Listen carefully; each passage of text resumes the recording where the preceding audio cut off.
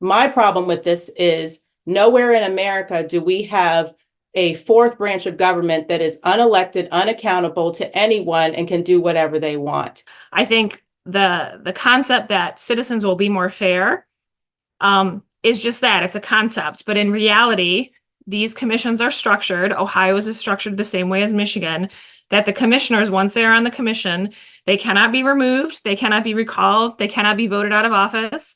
The only way to remove them is by a vote of a majority of the commissioners, and the public has no recourse against them. In Michigan, it's voters, not politicians.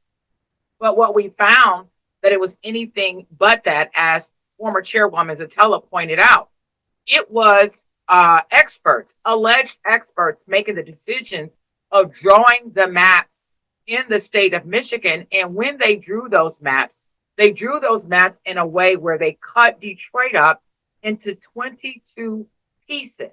So you will see the larger cities where you have a high concentration of minority people and a high concentration of Democrats being broken up and splintered out into the more rural areas to reach that proportionality requirement. None of us like gerrymandering. And yes, it needs to be addressed. But imagine almost 700,000 residents cut up into 22 pieces and forced out across the lines, several municipality lines, across 8 Mile into more affluent districts. What we ended up happening in Detroit is we had 9 hours of testimony from people in Detroit that the first round of maps that we had drawn were discriminatory. We had the Michigan Department of Civil Rights, we had the NAACP, we had all sorts of organizations come in and tell us our maps were discriminatory. And the commission's response to that was to have a closed meeting and discuss how we could ignore those opinions. And that's exactly what they did. And 2 months later, we ended up adopting maps that were a racial gerrymander and have been since found by the courts to be a racial gerrymander. You all should celebrate the fact that you have 3 African-American congressional leaders. You should celebrate that.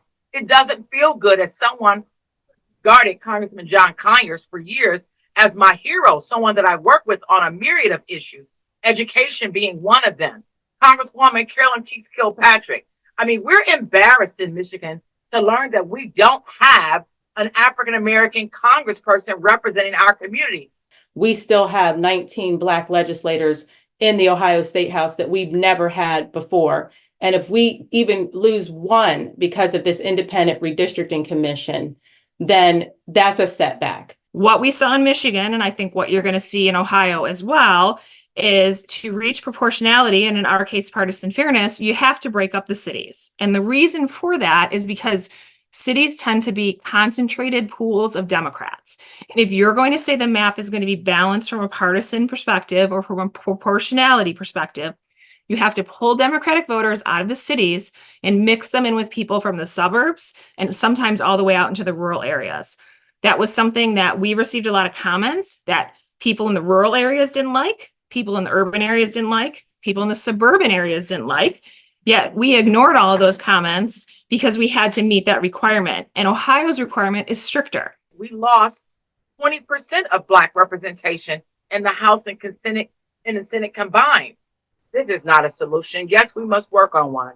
But this proposal is nothing but partisan politics paid for at the tune of $25 million by our white liberal sisters. I don't see this solving a problem. I see it creating one. But I also am very, very troubled by the rhetoric that I understand to be that as long as it's Democrat, it doesn't matter if it's Black.